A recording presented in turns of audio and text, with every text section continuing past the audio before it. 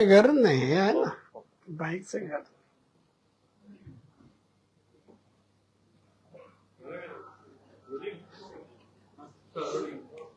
मी सुरुवात करतो, बोलायचं काय ते तुम्ही बोलायला पाहिजे. ते 2 नंबरचं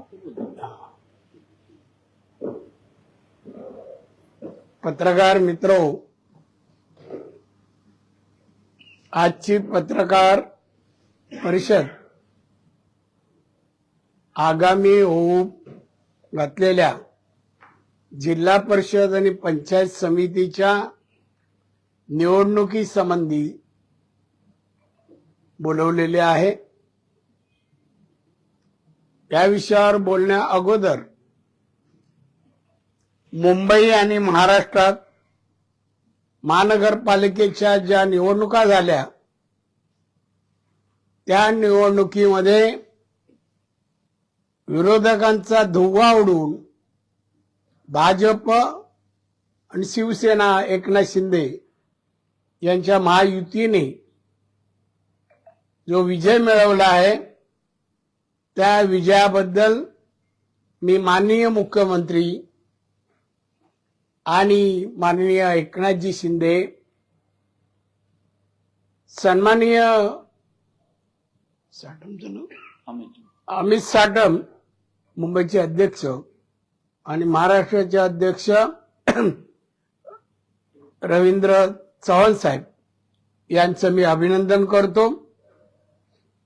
यांनी हा ऐतिहासिक विजय त्यांनी मिळवून दिलाय, त्याबद्दल धन्यवाद आणि परत एकदा अभिनंदन. आता सिंधुदुर्ग जिल्ह्यामध्ये जिल्हा परिषद पंचायत समितीच्या निवडणुका जाहीर झाल्यामुळे महायुतीतर्फे आम्ही सकाळपासून बैठका घेतो आहोत. दोन्ही पक्षाची बैठक संपन्न झाली. त्या अगोदर तुम्हाला सांगावंसं वाटतं की आम्ही सिंधुदुर्ग जिल्ह्यात महायुती करायचा निर्णय घेतलेला आहे आणि हा निर्णय वरिष्ठांच्या सांगण्यामुळे, आदेशामुळे आम्ही घेत आहोत.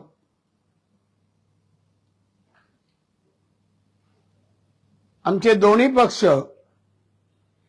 पक्षाचे कार्यकर्ते आणि पदाधिकारी एकत्र निवडणूक ही लढवली जाणार याचा सगळ्यांना आनंद आहे आणि आपण नक्कीच या जिल्ह्यात जिल्हा परिषदेच्या 50 जागा आहेत आणि पंचायत समितीच्या 100 आहेत. इथेही आम्ही विरोधकांचा धुव्वा उडून आम्ही विजय मिळवणार. जिल्हा परिषद पंचायत समित्या आम्ही जिंकणार असा निर्धार आजच्या बैठकीनंतर कार्यकर्त्यांनी जाहीर केलेला आहे. सिंधुदुर्ग जिल्ह्यामध्ये आम्ही प्रचार करत असताना या सिंधुदुर्ग जिल्ह्याचा कायापालट आम्ही कसा केला, पायाभूत सुविधा, रस्ते, पाणी, वीज, शाळा, आरोग्य या सगळ्याच बाबतीची पूर्तता आम्ही केलेली आहे. विमानतळ हा आम्ही सुरू केलाय. विरोधकांनी विरोध करूनही जागा संपादित करायला विमानतळाला विरोध करत होते, तरी पण आम्ही निर्धार करून विमानतळाचं काम पूर्ण करून विमानही वाहतूक सुरू केलेली आहे. त्याचप्रमाणे चौपदरी रस्ता आणि शैक्षणिक क्षेत्रात, आरोग्य विभागात सगळ्याच बाबतीत आम्ही भरीव असं काम करून नागरिकांचं जीवन सुखमय कसं होईल याचा आम्ही प्रामाणिकपणे प्रयत्न केलाय. आम्ही केलेल्या कामामुळे जनतेला जी जाणीव आहे की ही सगळी कामं आम्ही पूर्ण केली आहे. दरडोई उत्पन्न मी आलो 90 साली तेव्हा 35,000 होतं, आता ते 2,60,000 पोचलाय. याचं श्रेय विरोधकांकडे अजिबात जात नाही. शाळा, कॉलेज या वेगवेगळ्या गोष्टीमध्ये विरोधकांचा 1% पण सहभाग नाही. विरोधातल्या नेत्यांनी एकही शाळा, कॉलेज किंवा कुठल्याही सहकार क्षेत्रात उद्योगधंदे सुरू केलेले नाहीयेत. आणि म्हणून आम्ही प्रचार या विषयावर करत असताना आम्ही जनतेच्या अनेक गोष्टींसाठी आमचा संपर्क स्थानिक कार्यकर्ते, नेते सर्व सातत्याने ठेवत असल्यामुळे या जिल्ह्यात मत मागण्याचा नैतिक अधिकार भाजप, शिवसेना, एकनाथ शिंदे गट यांचा अधिकार पोचतो. आणि त्यामुळे प्रचाराचे मुद्दे विकास आहे, सेवा आहे जनतेची आणि त्यामुळे या दोन्ही गोष्टी पूर्तता केल्यामुळे आमचा विजय निश्चित आहे. तू काय बोलायचं? हा, ऍड कर. थोडंसं त्यामध्ये ऍड करतो की आज सकाळी भारतीय जनता पार्टीची जिल्हा कार्यकारिणी झाली साहेबांच्या नेतृत्वाखाली आणि त्यांच्या मार्गदर्शनाखाली. त्यानंतर जिल्ह्यातल्या भारतीय जनता पार्टी आणि शिवसेना या दोन्ही पक्षाच्या पदाधिकाऱ्यांची एक बैठक झाली, समन्वय बैठक. आणि त्या बैठकीमध्ये महायुतीने निवडणुका लढायचं ठरलंच, पण या सगळ्या निवडल्या आहेत.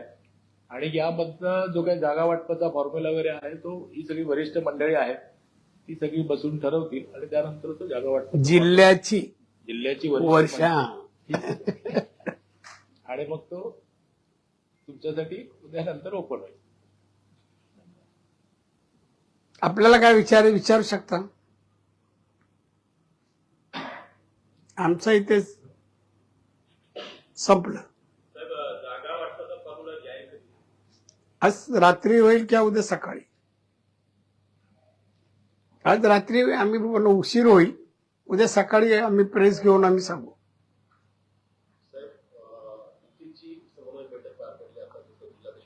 हा,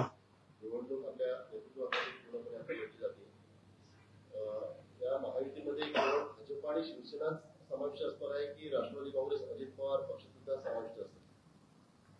याबद्दल काय हे नाही ना. त्यांचा प्रस्ताव येईल, प्रस्ताव आल्यानंतर आम्ही विचार करतो.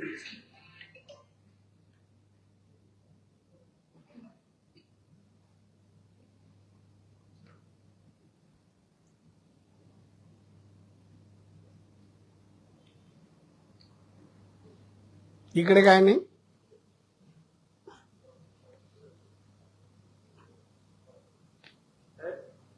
माहिती म्हणून प्रचाराचा शुभारंभ केव्हा होईल? कारण कालावधी कमी राहतोय. अरे उद्या दुपारी झालं, संध्याकाळी करू. प्रचार नारळच फोडायचा ना.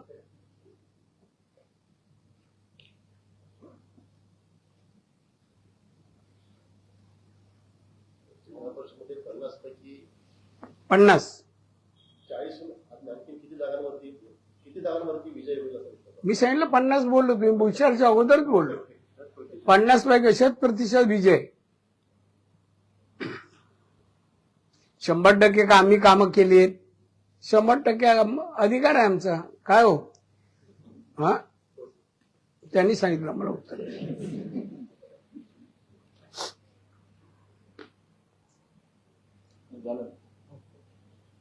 चहावर घेतलं का? घेतलं.